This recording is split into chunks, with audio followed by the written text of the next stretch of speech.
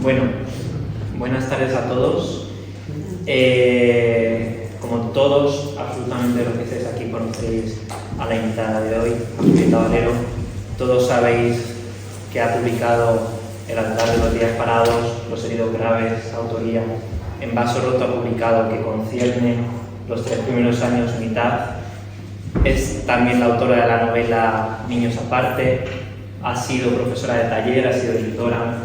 Ahora la conocéis algunos como la directora de esta fundación, donde lleva trabajando 20 años. Entonces, como ya la conocéis todos, voy a aprovechar esta ocasión para hacerlo un poquito más personal. Porque Julieta, yo creo que a pesar del bullying que le hago, mi absoluta falta de respeto a su autoridad, creo que sabe lo contento y lo feliz que estoy trabajando con ella, que ha sido este año y medio, pero creo que nunca he tenido la ocasión de decirle lo mucho que la admiro como poeta. Hay versos de autoría, hay versos de Los heridos graves que tengo dentro de mí, que recuerdo en el sentido más etimológico de recordar y de volver a pasar por el corazón. Son 2 libros que llegaron en un momento de mi vida y que cambiaron mi manera de ver la poesía, mi manera de ver la vida, mi manera de entender la vida a través de la poesía. Y entonces, bueno, el otro día te enseñaba precisamente la dedicatoria que tengo tuya de autoría del año 2012. 12 años después estamos aquí, y que te pueda estar dando la bienvenida en este acto presentando tu último libro, pues es una de esas magias que solo puede dar el universo de la poesía. Y por eso, bueno, pues, que para mí es muy especial esto que está pasando esta tarde. Sobre todo presentando un libro como No obstantísimas, que de nuevo nos va a enseñar muchas cosas sobre la poesía y sobre la vida. Entonces, si me permiten, para terminar, para dar comienzo al acto, voy a leer un poema. Qué muerto profesional me enseña el retrato, y más feliz que muerto ilumina a distancia el comedor. Palmas para no tener miedo desde lo alto de la nada, que supo tener presente, bandera no a la vista en su solapa. Me dice toca, me dice bebe, me dice muérete de gusto a cada vuelta, cantito que rueda. Yo cociné para haceros dichosos sin lobo, tú suelta lastre, el nudo de la ligereza es bien simple, a futuro todo lo perdiste, ahora devora esa devoción de ojos menta, no la pierdas. Como muerto abono de primera, me espigo hacia el sol de por acá, que siga viendo, te adelanto, como forma de pasar lista las ganas de vivir, aunque en este patio ya no pegan, son un recuerdo que te envío. Mi retrato es frío aunque yo no quiera, plano por la ciencia, por tu soledad. Barco pirata que pagué, nunca vi, pero cada domingo os ponía conferencia cobro revertido. Lo sagrado, cuervito, es necesidad. Con todos ustedes, Julieta Valero.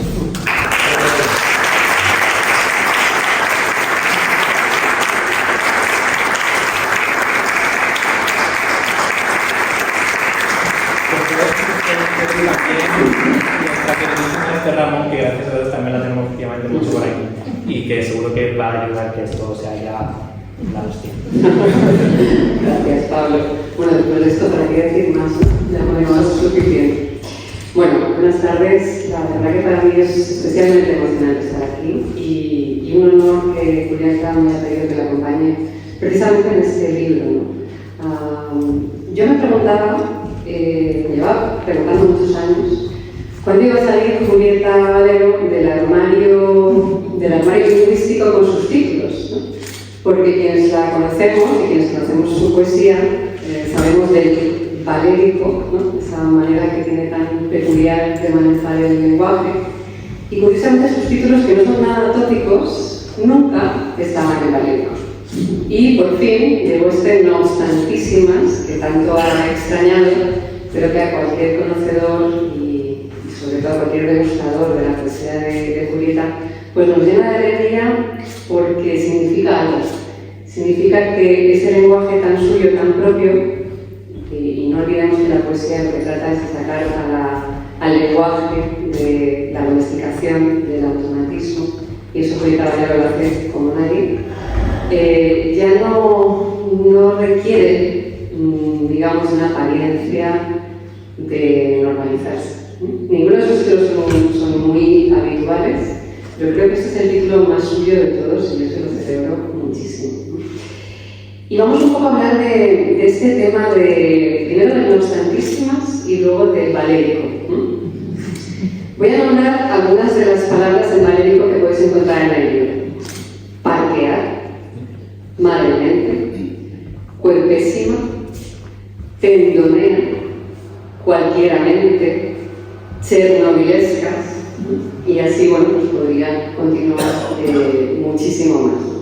De hecho, el valérico parece que no tiene unas normas fijas, porque es muy libre, pero cuando nos adentramos muchísimo en ese nuevo idioma, que no es un neologismo, es una manera de estar en el mundo a través de un lenguaje que se vuelve cuerpo constantemente, que se vuelve experiencia vital constantemente. Cuando estamos un ratito, como digo, en ese lenguaje, cuando leemos uno de sus libros, por ejemplo este, No obstantísimas, nos damos cuenta de que en la poesía de Julieta el lenguaje no admite ningún tipo de jerarquía. El sujeto y el verbo, que suelen ser los reyes de esta baraja lingüística, no son ni más ni menos que algo como un conector adversativo contra argumentativo como no obstante, que es algo que normalmente pasaría completamente desapercibido dentro de un discurso, pero que aquí adquiere una entidad completamente especial, porque ponemos la lupa sobre ella, porque se le concede también una personificación, no solamente una declinación, y porque además se lleva a un superlativo. Y eso es importante. ¿Por qué es importante? Porque primero es un conector. Y todo lenguaje y toda vida requiere constantemente de estos conectores, porque si no existieran, poco a poco nos iríamos ahogando. Necesitamos encender esas bombillitas de los conectores. Por una parte eso, por otra parte es contraargumentativo. ¿Y contra qué hay que argumentar en este caso? Bueno, pues tal vez contra la enfermedad, tal vez contra la muerte, tal vez contra tantas cosas que hacen que a veces la vida sea muy difícil de vivir.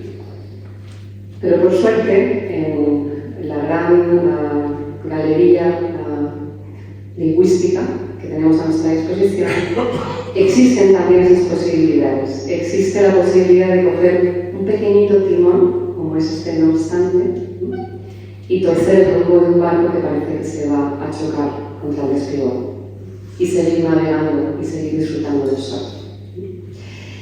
Por supuesto, este libro, de No obstantísimas, nos viene dado ya en la dedicatoria, en las dos dedicatorias del libro, que si lo tenéis a mano podéis leer. Y también son los dos reversos de una misma moneda que de nuevo no admite jerarquías, igual que el valérico, igual que el lenguaje de Caballero de este libro. Si me permite, los voy a leer. A mi padre, no obstante la muerte, y aquí está esta pequeña parte del lenguaje que puede pasar desapercibida, no obstante, y se hace tan importante. Y para Ana, Marina, Candela, Amelia y Lara, la vida entera. Y en esas dos dedicatorias tenemos condensado prácticamente todo el libro. Esto no significa que estas dos dedicatorias, que son tan personales, porque este libro también habla de duelo, también habla de amor, también habla de convivencia, que a veces es difícil, pero que siempre es vital. Esto no significa que eso excluya a la colectividad, porque ese pequeño complemento del lenguaje nos concierne, este es un pequeño libro, como sabéis, a todas y a todos, absolutamente. Quería contar, lo cuento bastante porque es algo que me marcó mucho cuando lo leí. Quería comentaros, seguramente a lo mejor lo habéis oído en alguna ocasión, hay una leyenda o una historia de la cábala loriánica, recogida por Gershom Scholem en su cábala y su sentido y simbolismo, que viene a decir que nuestro mundo, o cada uno de los mundos posibles, casi aludiendo a la física cuántica y no a la cábala, se corresponde con una Torah, una Biblia. La que nos ha tocado a nuestro mundo tiene una letra que está ausente o que está rota. ¿Qué pasa? Cada vez que pronunciamos una frase o una palabra que contiene esa frase, Se producen enfermedades, la muerte, las pandemias, si la pronunciamos demasiado juntos, etc. Con lo cual, hay momentos en que si no está esa letra, podemos disfrutar plenamente de la vida, pero cuando llega una palabra que contiene esa letra, indefectiblemente vamos a caer en eso. Y todo el mundo lo sabe. Lo sabemos y no lo sabemos. Sabemos que eso que no se puede nombrar, esa rotura, está entre nosotras y entre nosotros. Pero también decía Paul Valéry que cuando abrimos el libro de la vida por cualquier página, equivale a cualquier otro libro de la vida, a cualquier otra fase de la vida. Es decir, cuando nosotros tocamos esa rotura, directamente la sentimos. Pero como cuando cualquiera que esté vivo también la toca, también nos llega. Lo sepamos o no. Porque todas y todos formamos parte de este gran alfabeto y de su articulación. En un libro profundamente imperfecto, pero en un libro que está vivo y en constante movimiento. Y esto es lo que precisamente está diciendo Julieta Varela muy otra vez en este libro. Y lo hace de nuevo sin jerarquías. De hecho, yo hoy me reía sola porque me sorprendía intentando buscar la palabra Erte en un diccionario de mitología griega. Porque tal y como estaba escrito y donde estaba en el verso, me parecía que tenía más que ver con un dios que con una reestructuración de empleo, ¿no? O cuando se habla también del bíblico PIB, ¿no? Producto Interior Bruto, bueno, pues también de repente cuesta, ¿no? Cuesta unir una cosa con la otra. Pero en el fondo, el valérico es intrincado, a veces es difícil, tienes que persistir una y otra vez en su lectura, en intentar entrar. Pero enseguida te das cuenta de que el valérico es mucho más sincero que el lenguaje que hablamos normalmente. ¿Por qué? Porque todo es mezcla, todo el tiempo.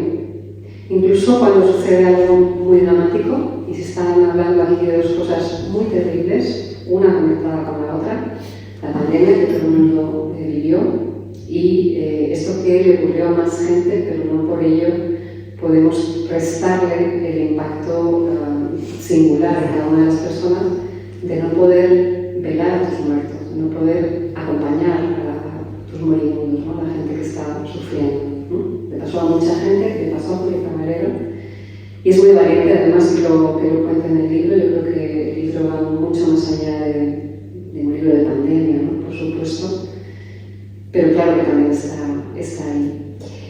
Entonces, eso que a ella le pasó, que a otras personas no les pasó, es la letra rota, es transitar por la letra rota.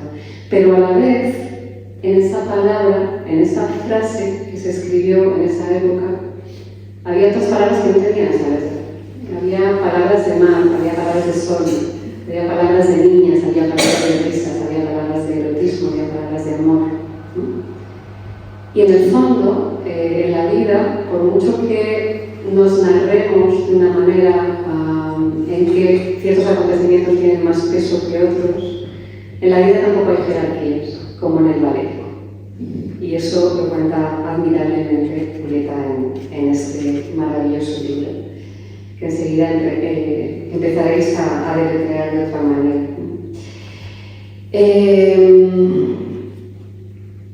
Hay dos cercos en este libro. Uno es de todos, otro es de cada una de las personas que estamos vivas. Y el símil de la pandemia, que no fue un símil, fue un acontecimiento, nos lo puso claro también. Es un cerco que tenemos sobre nuestras cabezas todo el tiempo. Y lo he dicho bien, no es una espada de Damocles, porque estoy también desjerarquizando los mitos. Es el cerco del que no queremos hablar. Sabemos que en cualquier momento a cualquier persona nos puede pasar algo, a nuestros seres queridos les puede pasar algo, incluso de la noche a la mañana. Procuramos no hablar de eso, pero lo sabemos, ese cerco existe. Y ese cerco, durante la pandemia, se puso de evidencia. Es como aquello que habíamos invisibilizado, de repente estaba ahí. Pero no solamente se puso de evidencia ese cerco, también se puso de evidencia el resto de la frase, aquella que no lleva letra rota. y las ganas de vivir el resto de la frase, aún conociendo lo que hay dentro, esa pequeña astillita del lenguaje que nos va a herir tarde o temprano, que conocemos de alguna manera. Bueno, no quiero tampoco seguir mucho más. Sí, cuando lo leáis, si no lo habéis leído, veréis cómo al cerrar el libro os daréis cuenta perfectamente de que no existe esa jerarquía, porque la vida está dentro de la muerte está dentro de la vida, el dolor está dentro del amor, el amor está dentro del dolor, y todo está en un mismo plano, que es el plano de lo que se quiere vivir. Otra cosa sería irnos a un lado y no querer pronunciar una palabra, pero este no es el caso. Muchas gracias.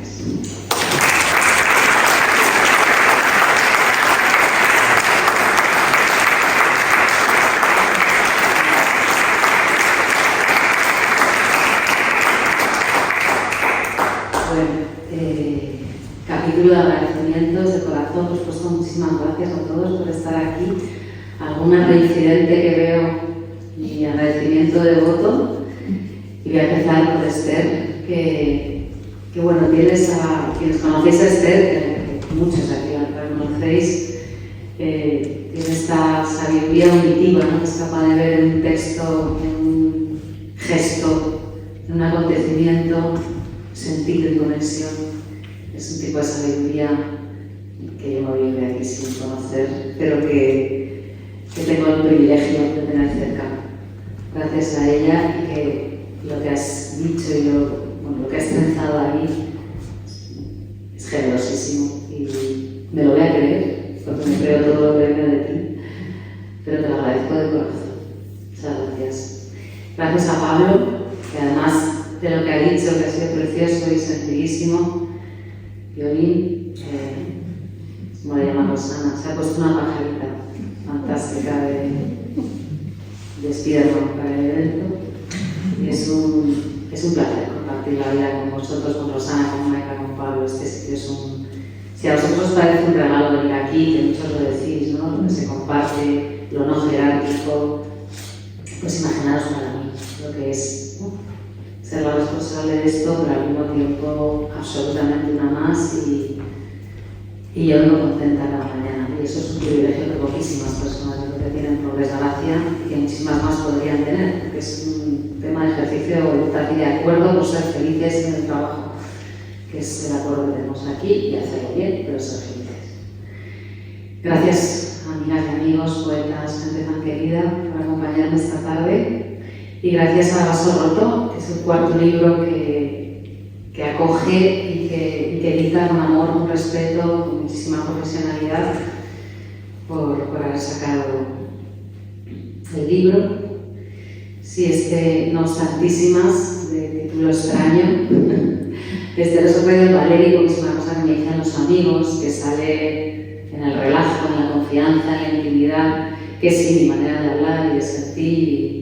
Me estaba dando cuenta cuando lo decías, y está muy bien, así cincuentonamente, a mí me resulta muy reconfortante, y es algo que se sabe cuando te estás haciendo mayor, ¿no? Antes, sentir las propias limitaciones con una claridad. Yo soy todo lo creativa que soy, lo soy con el lenguaje. Entonces, tenéis que ver bailar o bueno, dibujar, más o menos, pero ahí tengo puesta limitadamente, de una forma como cómica, mi capacidad como de expresarme in extremis, ¿no? de ser lo que siento, de ser lo que pienso. Y bueno, este libro, por trazar, yo creo que ha trazado unas líneas hermosas, generosas, muy profundas. Por situaroslo antes de leer un ratito, es un libro que en la presentación en Madrid el otro día, gracias una vez más, la otra, que fue un rato maravilloso, compartido también con mucha gente querida. Antes Laura y yo habíamos hablado mafiosamente, habíamos llegado a un acuerdo, no lo vamos a anclar en lo pandémico, el libro, ¿no?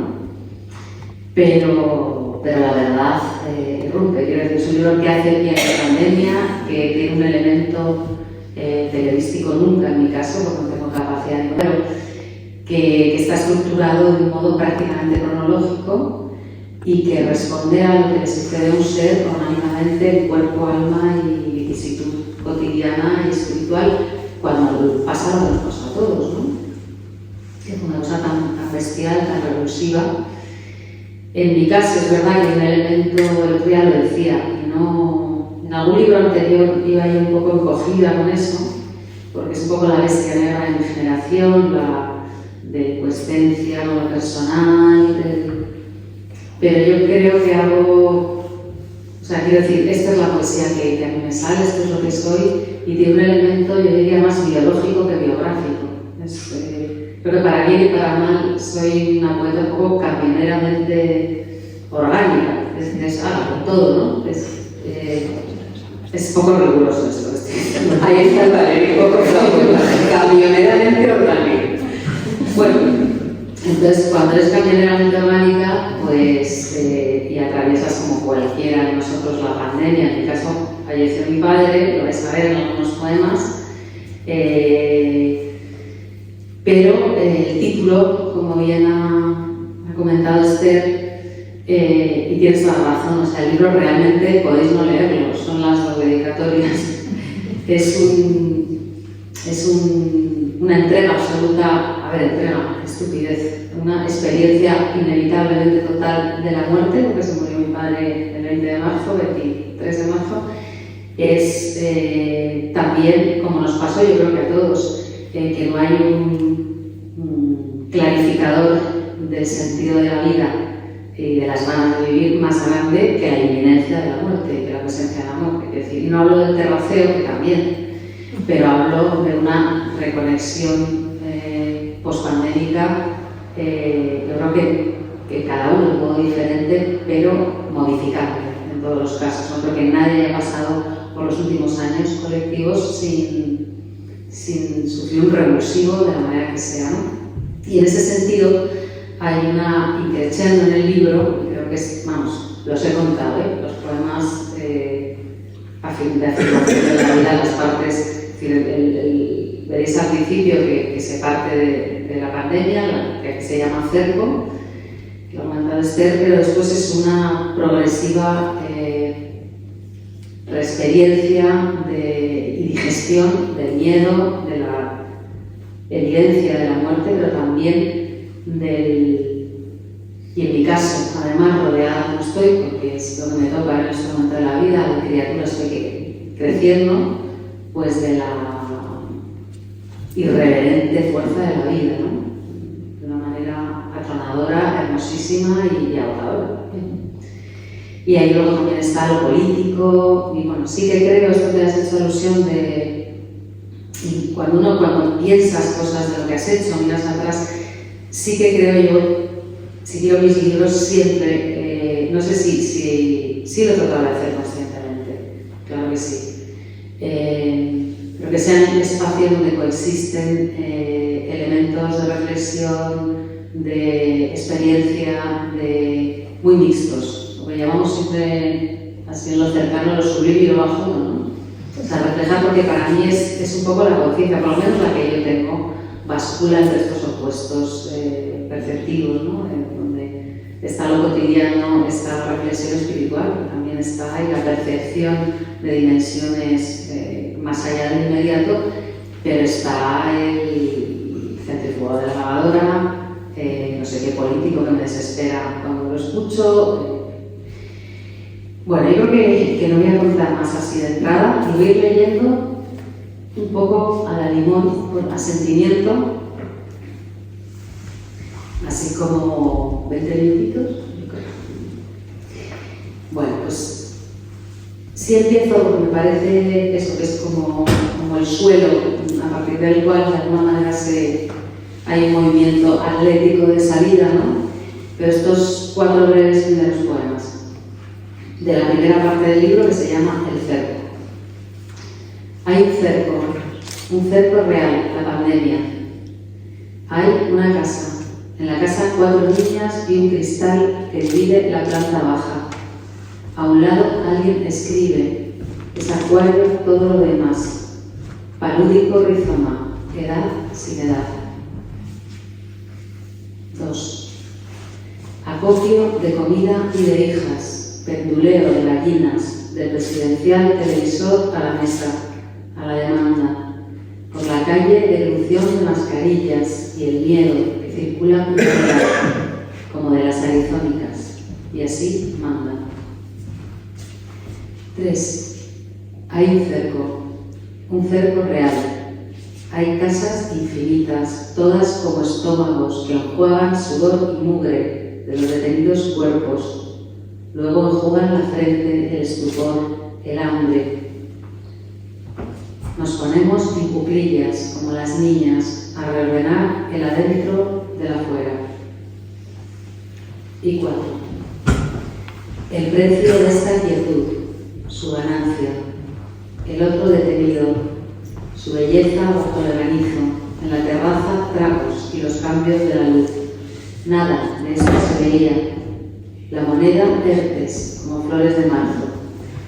Se puede hacer el amor, no se puede terciar con el afuera. Cuerpos como olas rompen el salón.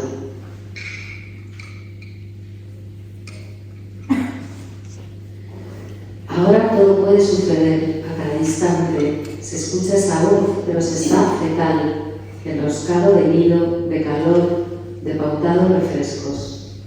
Se duerme en tal postura, el oído a la fe en la muerte, que no respira, que está desesperado, que cómo le lavar una casa sin morfina. Mi perrazo magnífico de final, tiemblo yo, late la colosal anciana cierto humana, llora el cachorro mientras pela su hueso.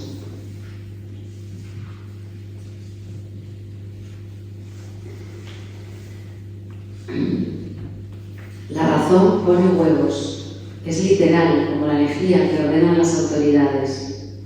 Bajo la moradez de los microscopios las casas se enriquecen, los individuos van perdiendo el lustre transitivo. La prueba está aquí, el regreso de la entrañada, odiosa metáfora. Y qué mercurial mi criatura salta por los sillones, aprecia cual playa la terraza, panhispánica, solar frente al gotelé de fea y chica mi conciencia, que si solo nos dejaron ir a 5 a incinerarlo, que si solo nos abrieron el maletero como para vender la caja, 3 minutos de gándola y la morena era su himno, que abrazarse y comer juntos con una grave indecisión. Escribo ahora bajo savonarolas, enanos de este jardín que acusan, que señalan. Sí que acordarse de la fiebre acusatoria y verídica terrorífica de esos meses. Bueno, es un libro que hablando con, lo ha dicho usted de alguna manera y lo comentó mucho Laura en la presentación en Madrid, hay mucho cuerpo. Está el cuerpo del duelo, está el cuerpo del muerto, claro, están los cuerpos de la vida, de las criaturas.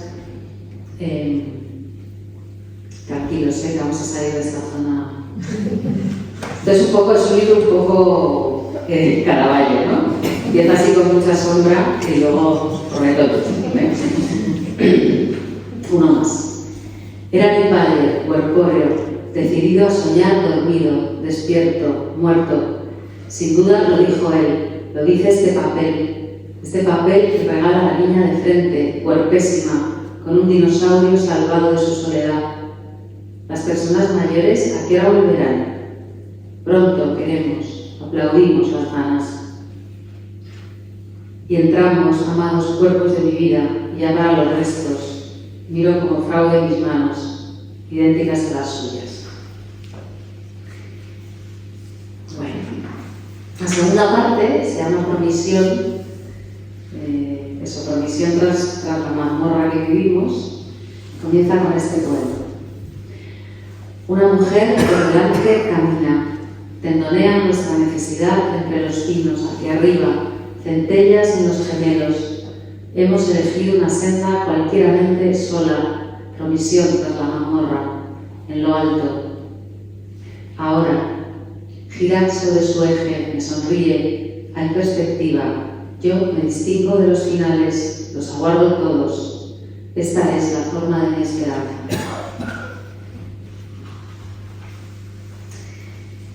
Voy a hacer una selección.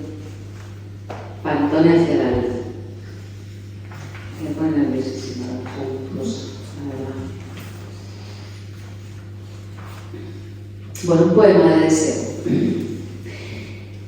El amor nunca nace real, para ser se declina o termina como ruina interna. Bajaba la gran avenida una mujer llorando de deseo, tal cual. En casa su marida dura, lo amado y vivido en tempura fría del día después. Una cuña es la maternidad, le había advertido una deidad cercana. Lloraba de la RAE manar de los ojos un líquido y animalesca un líquido del cuerpo también. Eso es el deseo, desplante a la muerte por detrás, hacia adelante, ya legítima, una irrealidad. No han dejado de planear cómo traspasar el limo que restó del saqueo.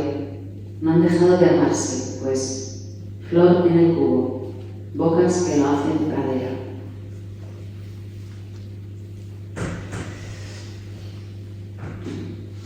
Este poema da título es donde salió el título del libro.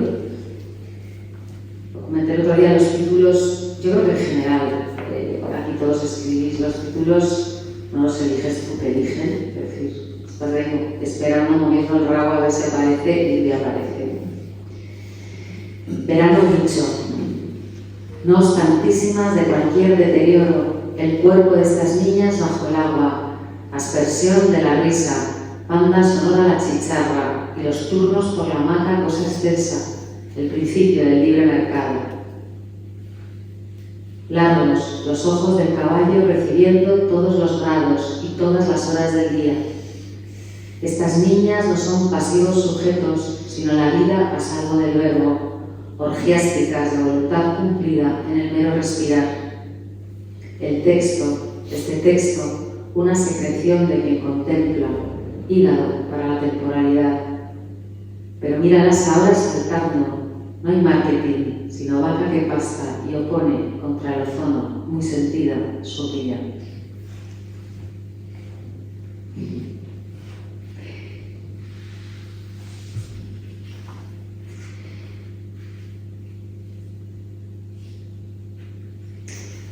Pues vamos con mucho cuerpo.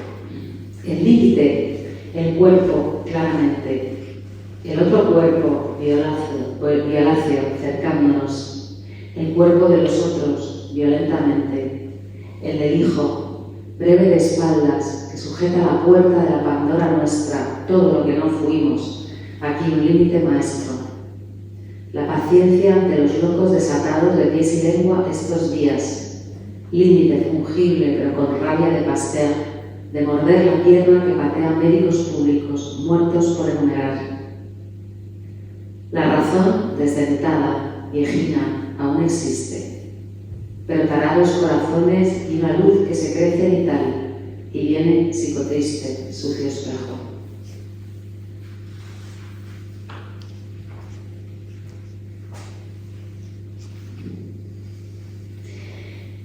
Pues no está, pero estaba el otro día y no hubo ocasión de... Hay 2 o 3 poemas que están escritos con Olvido García Valdés, con su referencia, con su presencia. Y bueno, se lo dedico y además la cito porque es que aparece entrecomillado. Está aquí. Dice, envejecer es bueno y en ella es verdad. Dice también, la carencia no puede ser reparada, pero no impide vivir. Y en mí opera como una digestión perpetua. Pérdida torrencial, estar aquí. ¿Qué impide nuestro pánico?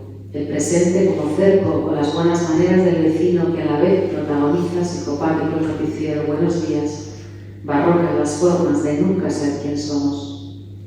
¿Quién somos? Malabar en la derrama del tiempo. Hay una mesa, pan y fruta. Con la tonalidad de la luz, apetencia. Luego, acaso, hambre. Pronto arderán los radiadores. La palabra contingente es una broma y es plural y es una palabra.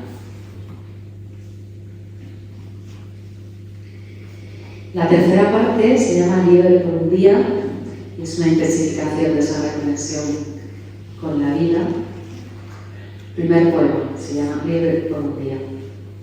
No como una diosa, y no por eso menos amar, del verbo ver lo que se dice amar, mas una lista de impronunciables razones, donde esta vez es el lenguaje quien no me alcanza. Liebre por un día y toda mi compasión hacia el coyote, cuya dinamita y realismo casi inventé. Ella presta, los dioses dan, pero luego arrebatan. Prefiero su atención y ante todo verla observar. El espectáculo de quien se ahonda en el afuera mío por un día, liebre libre de la dotación de sentido, de intervenir. No exactamente Buda, indirecta luz.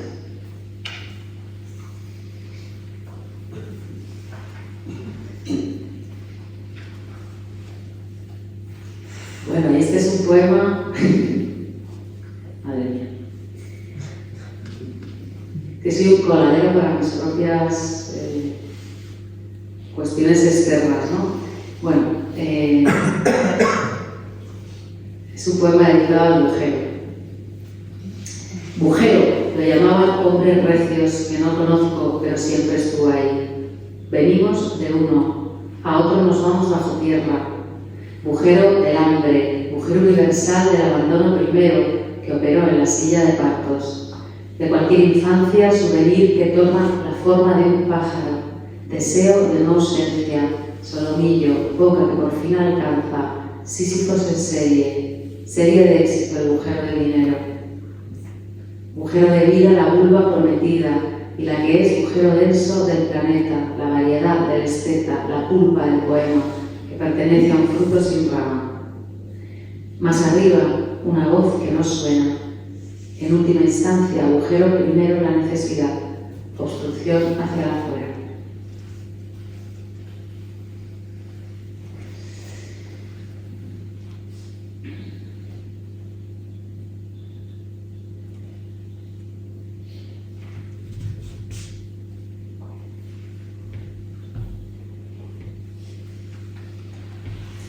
En esta parte hay un ciclo completo de primavera y otro ciclo de verano.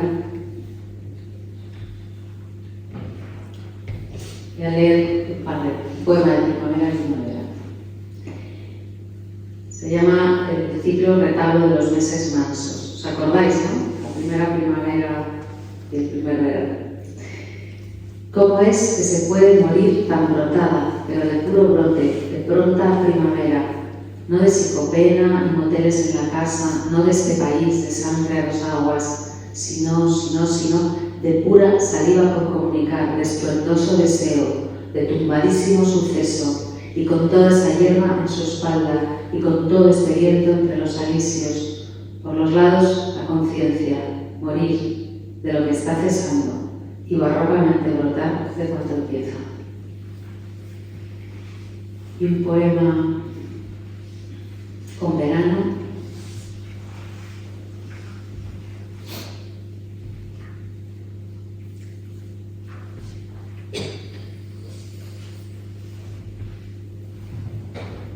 La niña corre con los perros por la playa. Los tres destilan su ansiedad, persiguen pájaros, son objetos de la luz. La arena mulle, la masa del agua es verde oscuro. La piel se cumple en el aire. Edad es esta otra zanja con los cimientos del mundo, lo que más pesa, que miro, y la sorpresa de no desaparecer.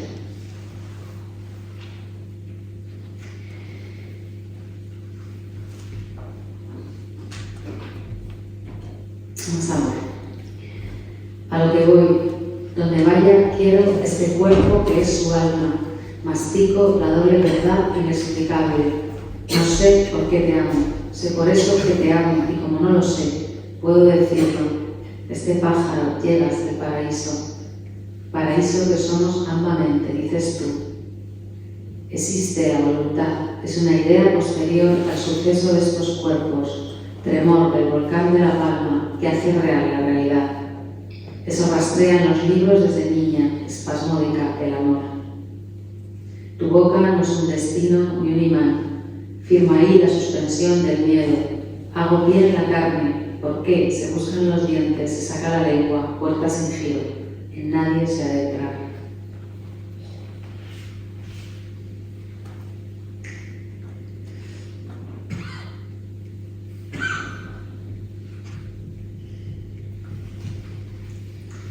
No sé cómo voy, pero realmente he perdido.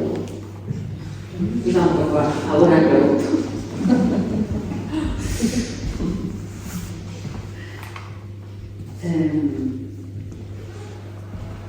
Un par de poemas más de esta sección y ya vuelvo a la última. La hija va deprisa, la niña no. Ella es curiosa, naturalmente se demora, por siempre, quizá fuera de la máquina que hay en todo. Ya lo nota. Perspectiva madre acodada al Niágara contemplativo de su cuerpo por días. Un sol neoliberal, la fecunda constante.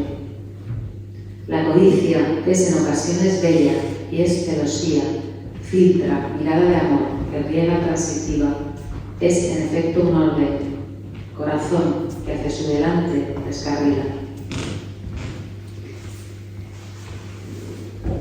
Y termino esta parte. Era un juego nocturno. Le preguntaron, ¿a quién echas de menos? Espera brillar la respuesta. A mi padre, el muerto. La inesperada guía sobre la mejor forma de energía en cualquier situación, sobre la adolescente realidad, su pedagógico encaje, la ira, la calma, la ira. También existe el azar negro y el olor del perro a perro mojado para recordarnos la calle, la intemperie o la palabra campesinado leída en aquellos manuales de historia como una bolsa de dolor, el sacrificio como forma de vida. Y el libro tiene una última parte que es un poco segregada o diferente, porque no es cronológica, o en parte sí, pero no es el elemento cronológico el que preside. Se llama Las mujeres, son 20 y tantos poemas, algunos saqué. Y se llama así porque sencillamente la conciencia que aquí habla, en la conciencia que aquí habla hay un peso importante, es una conciencia está intentando evitar decir muy consciente, es una conciencia expuesta desde su, y entregada y pensante desde la condición de mujer, ¿no? Pero luego el sujeto poético varía, los asuntos varían. Creo que hay mucho elemento político también, de amor, en fin, voy a leer unos cuantos. Después de hacer el amor, el paisaje es del cuerpo y el cuerpo nutre el paisaje, tú no. El cuerpo de al lado, el cuerpo con el que se duerme, dicta el volumen del mundo toda la noche. En voz baja la curvatura de la cadera, la mano exangüe, la boca y su hilo de humedad. Algo de patera en cada amanecer. Hay que nadar la confusión hasta que se recuerda el vínculo presente, su orden. Hay que escalar el gesto, el lenguaje. Pone el índice en su ombligo, un laude de la iluminación. Ella abre los ojos, pregunta qué hora es.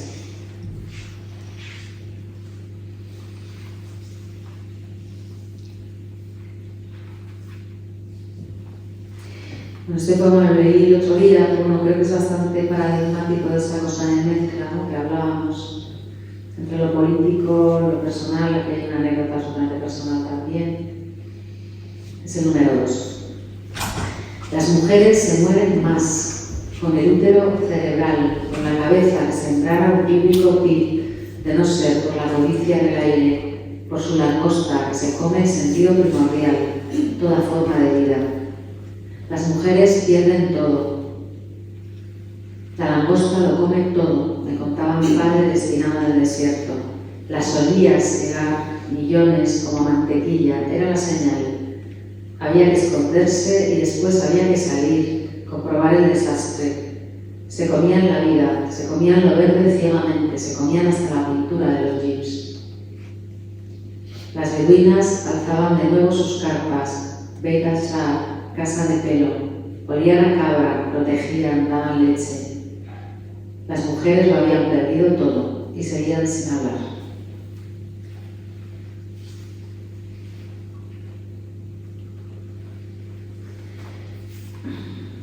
Y voy a leer un par más y charlamos, ¿no? Y es un libro donde hay mucho perro también. Lo llamo un perro. El estar del perro no me rodea, es precisa su errancia sobre el deseo, si digo volátil miento, yerra la humana voz para nombrarlo animal. Triunfal su hambre, seguida de su deseo, de su Versalles genital con el puramente otro.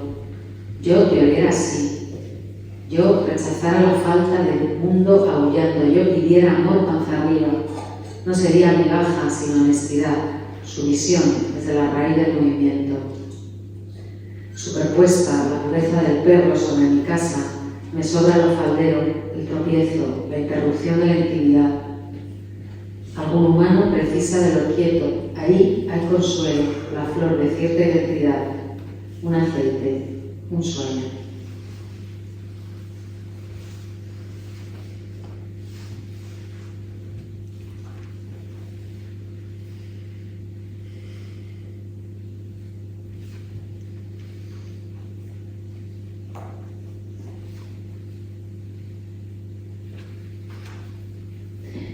Había que venir al Mediterráneo, amnióticas, semidesnudas, las crianzas esparcen de presente el jardín.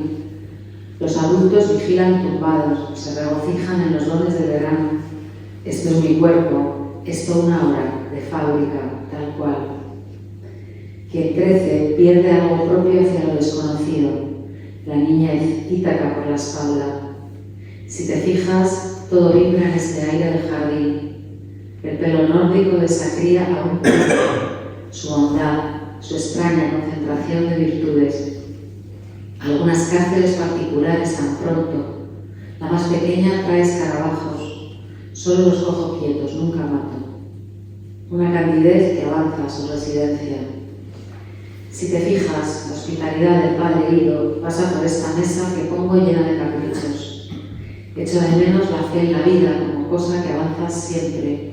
Aquella ligereza saliendo de sus dedos como rayos mansos. Nunca nos llevamos del todo bien.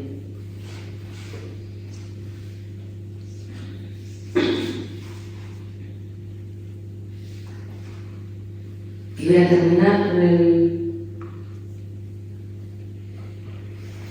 con los dos últimos temas del libro que nos hablan los hombres. Nos dieron una piedra y en la otra mano un fluido que urgía destinar. Nos gritaron que había que construir y corrimos. Los odios se desarrollaban en paralelo a la solidaridad y muchas claves colectivas. Por las noches, músicos voluntarios conducían al sueño de los barracones, pero yo te veía doliente, los hombros y las piernas al aire frío, plena en tu bondad, a la vez enferma de tu origen.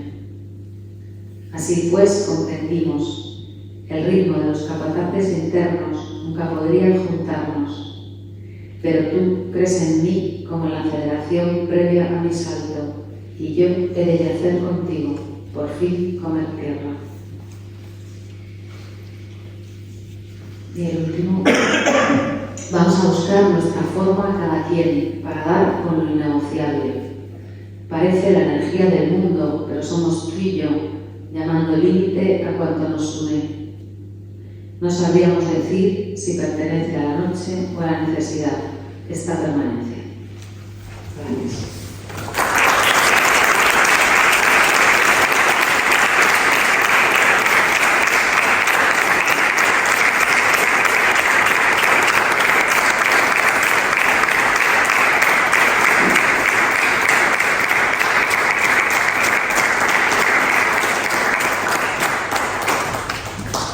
¿Cómo es el académico?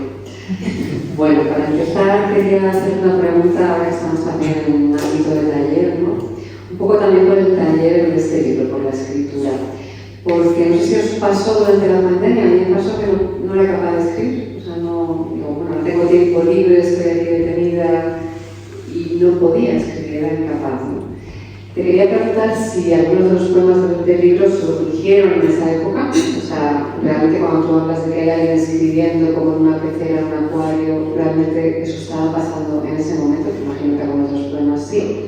Y sobre todo si esa escritura era diferente a otras etapas de escritura, porque era una época muy excepcional. Es decir, como era, hay un poema que habla de esto muy hermoso, ¿no? Que se pregunta además en el amor cómo es escribirnos parecido a estar contigo, que es muy hermoso. Pero la pregunta es, ¿fue una experiencia única de escritura? ¿La recuerdas como una experiencia diferente? ¿O era refugiarse o estar o entender situaciones a través de la escritura de una manera muy orgánica y como siempre lo has hecho? Era mi manera de escribir, pero completamente intervenida por todo lo que nos pasó a todos y todo lo que hicimos, ¿no? Por el encierro. Los poemas son absolutamente cronológicos. Cuando digo el encierro, es el primer poema, es el fin de semana antes de que decretaran el encierro. O sea, es el día anterior. Yo estaba con las niñas en familia en la Sierra de Madrid y nos tuvimos que venir, ¿no? Y era ya la previsión del encierro y eso fue ya el encierro, ¿no? Y las referencias, es un libro absolutamente ligado a su historicidad, ¿no? Las referencias que aparecen son en tiempo real. Yo creo que las dos segundas partes se escribieron es un libro que está escrito entre marzo del 20 y septiembre del 22, que no tenía idea, pero lo miré para presentarlo, ¿no? Tengo un poco... Y muchos poemas están escritos en tiempo real. Hay por lo menos para mí, lo de estar encerrada físicamente, que yo creo que casi nadie nos había pasado, fue como una cápsula de hiperconcentración de esa mixtura a la que me refería de vida, que a mí siempre me ha obsesionado tanto en términos de escritura, porque era esta cosa tan física de ser tan cuerpo y estar tan en el cuerpo y en las paredes de la casa, ¿no? La casa era una especie de estómago que nos deglutía y estábamos con el roce corporal permanente de los niños, de los mayores, con quien estuvieras, ¿no? Y uno tenía que hacer la comida para la gente, tenía que lavarse, tenía que hacer ejercicio porque se volvía loca, tenía que mamarse un poquillo en algún momento con una cerveza, pero también se volvía loca, y había que escribir, tenía que estar todas las dimensiones del ser, o sea, había que pararse, había que dejar que nos caiga todo ese alquitrán por dentro y había que sacarlo, si escribes es algo, pues fue particularmente orgánica y bestia la escritura, ¿no? Era pura necesidad, está muy en tiempo real, gran parte del libro. Y luego has adelantado gran parte de lo que te quería preguntar, pero por supuesto sobre el cuerpo, ¿no? Es muy interesante que en el libro, claro, hay una ausencia muy clara, que es la de tu padre, no obstante también es una ausencia que se vive casi corporalmente. Claro, normalmente cuando muere alguien tan cercano, incluso el enfrentarte al cuerpo inerte de una persona querida es difícil. Pero claro, el no tener ese cuerpo o el no haber podido estar cerca, esa ausencia también se va entreverando en el libro con otro tipo de corporalidad, que es la de la corporalidad viva, ¿no? Esa niña, ¿no? Pero incluso el propio cuerpo también. Entonces, ¿cómo se vive eso en el libro? O sea, esa dualidad, cómo se va entreverando y también cómo se une ese cuerpo, digamos, personal con un cuerpo social, del cual éramos muy conscientes, ¿no? Durante la pandemia. O sea, por primera vez, realmente, incluso yo la viví sola, por ejemplo, y era la conciencia de que estás sola, pero que hay mucha gente que está sola, que estamos viendo algo juntos, ¿no? Y esto no es que fuera un consuelo, es que realmente hay una especie de colectividad que yo creo que no había vivido nunca, incluso estando de manera aislada, ¿no? Entonces, ¿cómo se hace también porque está el cuerpo social constantemente, ¿no? ¿Cómo viviste eso, el tema de la corporalidad con tantas capas en el libro? Es que es verdad que el cuerpo fue una experiencia bastante corporal, ¿no? Todos estos años lo ha sido. Yo creo que no hemos salido con la conciencia del cuerpo igual tampoco. Basta que algo esté ausente o que sea negado en su fisicidad para que cobre una fuerza, porque el ser humano es así, ¿no? Entonces, como a todas las personas que se les veía bien en la pandemia, no podías ni verlo ni hacer ningún tipo de ritual. Una cosa de 1 minuto y medio y es la ausencia del cuerpo, la ausencia del rito, lo que hace el poema que ha leído Pablo al principio, que empieza que muerto profesional me salen los retratos, es porque precisamente esa ausencia empieza por el cuerpo ausente, ¿no? Pues ha hecho una cosa un poco de ouija. Yo siempre me ha hecho gracia, no no desprecio, me parece una cosita un poco lo de tener los retratos de los abuelos ahí en el salón, este tipo de cosas, ¿no? Generacionalmente ajeno a mí. Bueno, yo al final puse, y ahí sí que un dibujo, un retrato de mi padre, y precisamente por esa ausencia de corporalidad empecé a tener un diálogo con él. También era y viene al caso de decirlo, una persona muy corpórea, muy poderosa físicamente y muy presente como cuerpo, ¿no? Entonces, por un lado está la hiperpresencia contrafóbica, quiero decir, no estás, no puedes estar, no puedo despedirme, no puedo tocarte, no puedo, pues ahora aparece diferido de mil maneras, ¿no? Por otro lado, nunca hemos tenido tanta hipertrofia del cuerpo, estamos todo el día pendientes de nuestro cuerpo, viendo el cuerpo de los demás, luego además nuestra sociedad, y ya pasado lo sociológico, ¿no? Hay una extraña, permanente mandato de diferenciar entre la corporalidad y la del otro, muy autorreferencial, pero al mismo tiempo muy diferida con las redes. Perdón. Me refiero que nos hemos dividido como cuerpo, porque ahora gran parte de nuestras relaciones suceden de forma virtual. Entonces, era una cosa muy contradictoria, porque ha sido un tiempo con mucha presencia de lo corporal y al mismo tiempo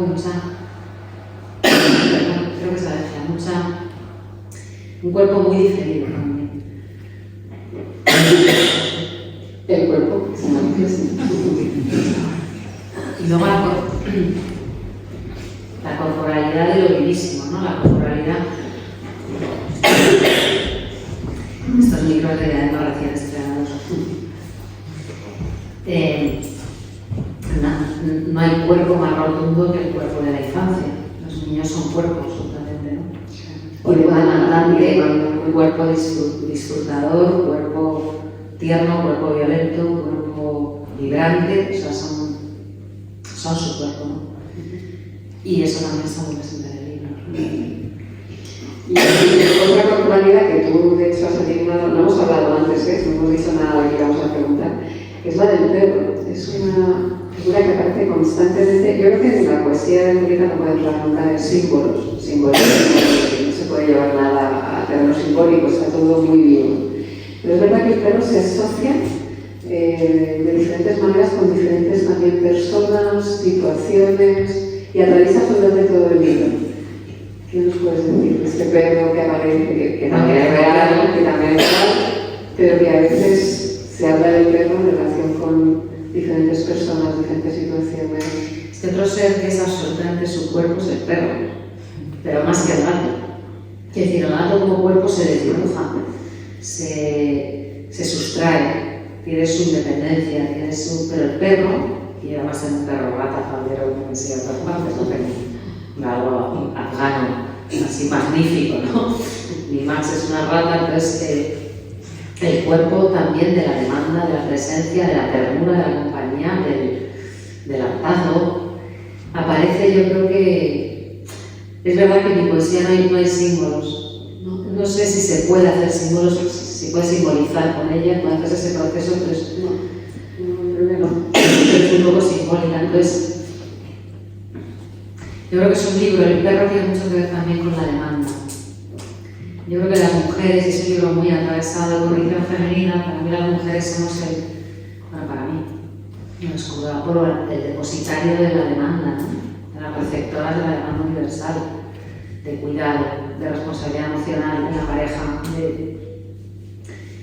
Entonces, es un libro donde hay muchísimo cuerpo demandante, muchísimo gozo en el cuerpo, y el perro es un poco esa doble dimensión, ¿no? Es un espectáculo de vida cotidiano, es de una pureza, de una ternura inmensa, y es también una responsabilidad grande.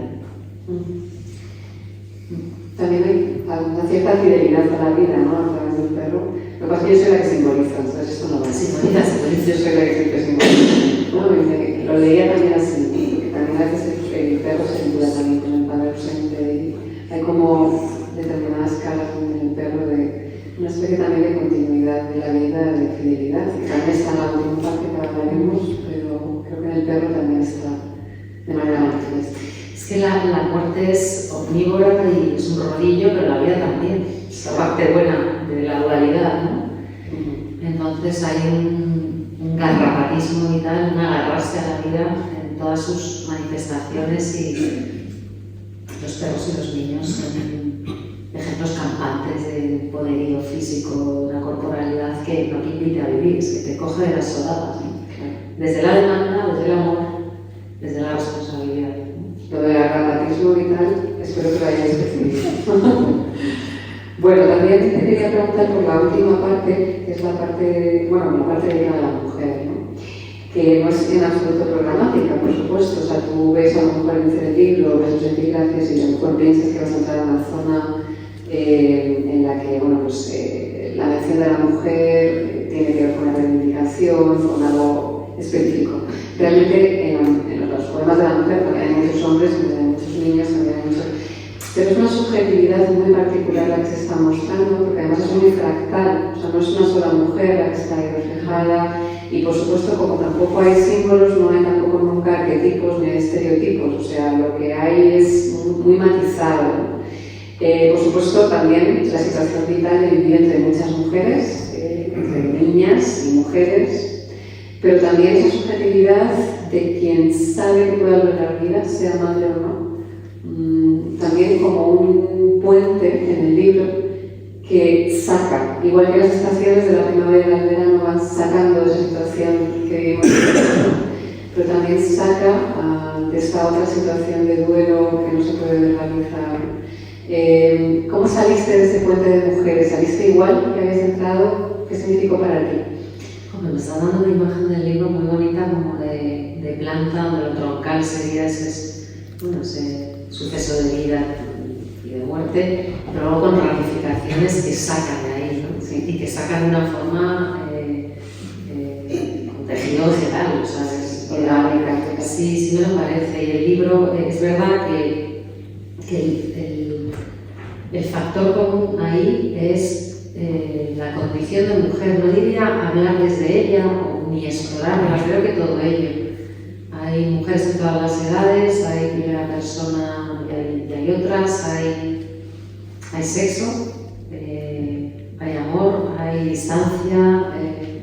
Creo que es algo que vi después, es lo único en el libro que tiene una construcción, no diría una intelectualización, pero sí cierta grado de racionalización a la hora de estructurarlo, porque eran poemas que sí fueron una rama propia, distinta, que tenían eso en común. Si la pregunta era de qué manera son puente de salida, es decir, porque me parece que de todos los seres vivos, el más vivo es la mujer. No lo digo de mérito de los hombres, sino como reproductoras de la vida, ¿no? Entonces no diría una apuesta, es que por la vida no se apuesta, se deja apostar, es la obviedad y el entregarse a la vida, el rendirse, ¿no? El entregarse al hecho maravilloso, irrefutable, doloroso, jodido y hermosísimo de estar viva, de seguir vivos. Sí, de alguna manera hay uno de los poemas en que se viene a decir a la hija, ¿no?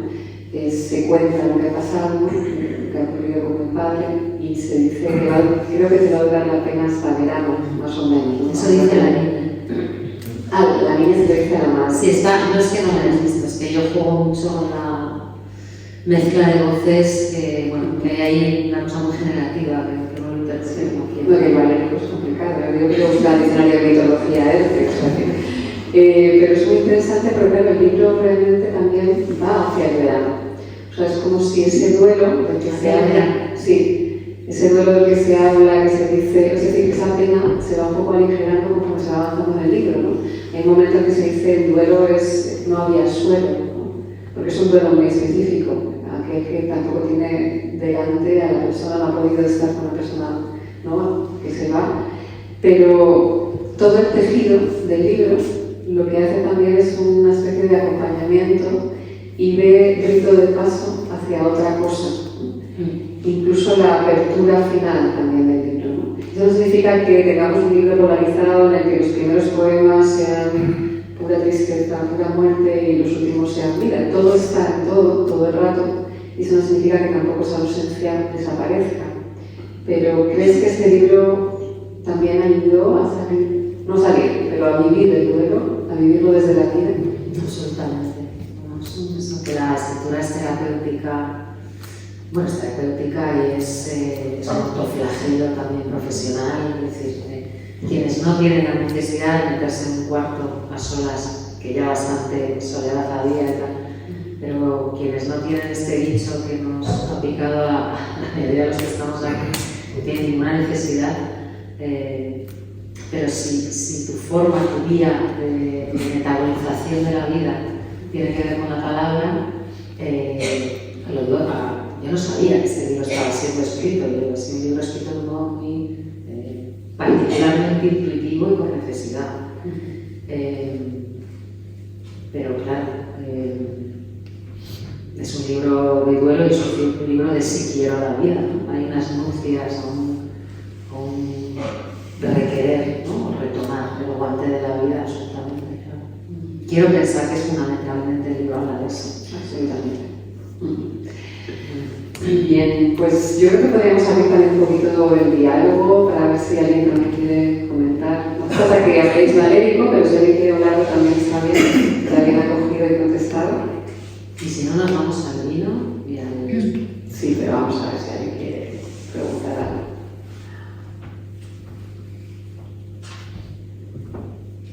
Bueno, yo voy a preguntarte, ¿qué diferencia hay, vamos a ver, de los libros anteriores a este? Porque en los anteriores, comentando con otras personas, con los poetas, en tu poesía hay un no sé qué que te hiere, que te toca y que te enamora. Pero hay cosas que tienen un no sé qué, que no lo entiendes, pero te atrapa. ¿Hay alguna diferencia de los dos libros o de este a los otros? Muchas gracias. No a ti. Generoso eres. Es Eso tenéis que decir, o sea, eso siempre te lo dicen los demás, ¿no? Sí. Es muy difícil verse desde dentro. Yo diría, desde luego, al anterior sí. En mi libro anterior una rarísima manera de escribir, un libro mucho más, incluso se ve que filología, yo siempre he sido muy pletórica escribiendo, muy abundantona. Siempre he cogido un montón de recursos, imágenes, y he tenido poca capacidad o poca inclinación a la depuración, que es una cosa extraordinaria. Pero no estaba en mí. El libro anterior es un libro muy depurado, muy depurativo, ¿no? Un verso muy breve, sin imágenes prácticamente. Pero respecto al libro anterior es muy distinto respecto a mi histórico. Yo creo que retoma un poco, pero creo que hay un elemento más lúdico. En el verso he visto que algunas cosas riman, es decir, me he permitido así milanianamente el juego, la recurrencia fonética, que se pueda cantar como cuando se escribe, que si te sale una rima a estas alturas de la vida, todos sabemos rimar asonancias en los poemas, ¿no? Que te ha llegado el momento de volver a jugar, ¿no? De volver a, desde un lugar consciente, pero permitirnos eso, ¿no? Permitirnos esa recuperación del juego de la vida, del verano, ese impulso, ¿no? Tiene que ver. Entonces creo que es más espontáneo, un libro más espontáneo, en mi percepción y como yo lo sentí la escritura, además de muchísima menos autocensura, con profesionalismo, su escritura, más natural. Yo, en lo poquito que he ojeado el libro, te encuentro más humana, más cercana. ¿Qué ha ocurrido dentro de Julieta en estos años? Desde el último libro a esta parte, porque el cambio ha venido desde años. ¿Qué ha pasado? Gracias, Rosa. Pues todo es totalmente cierto. Eso que decía de estar más natural, más que seamos quienes somos, ¿no? Ya, ¿qué me pasa en lo biográfico? Evidentemente pérdidas, ¿no? En lo colectivo vivido mucho malo, eso veo a todos, una época muy complicada. Pero también Y lo decía al principio, hay una cosa maravillosa de no ser joven y es no cierto descaro despectivo o de renuncia respecto a uno mismo, sino cierta humildad, cierta naturalidad con la vida, cierta falta de finalismo, ¿no? Pues que el poema sea lo que es el tiempo presente, que exprese y que tenga las fallas, las fisuras que tenga. Yo creo que a lo mejor cierto grado de autenticidad más mayor.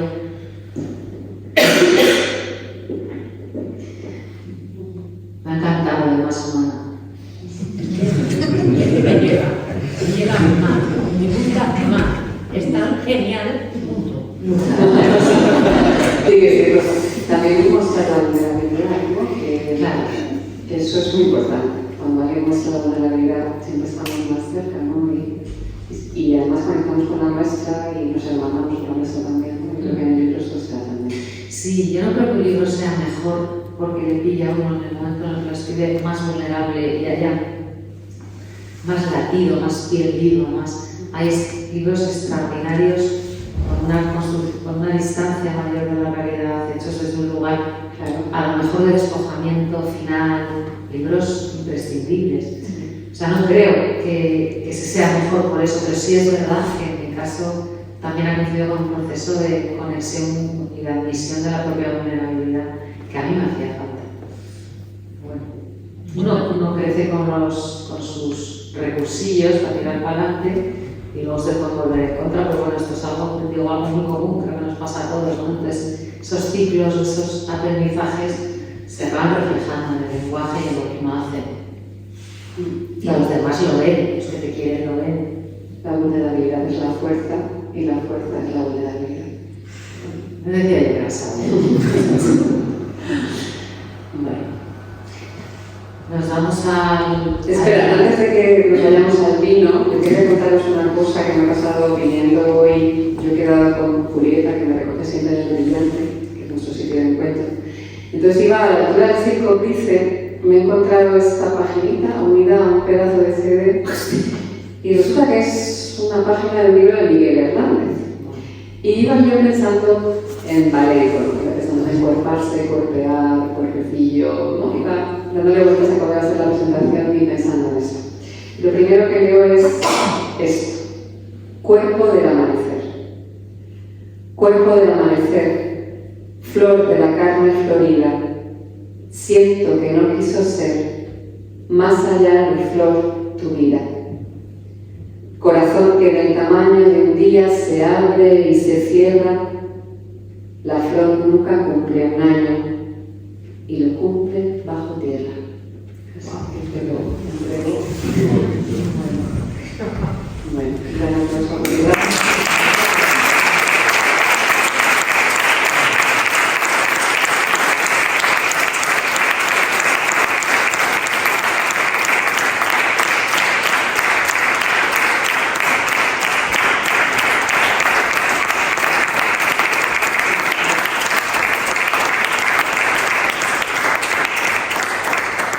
Empecé con Pablo y con Esther Ramón y termino con Miguel Hernández.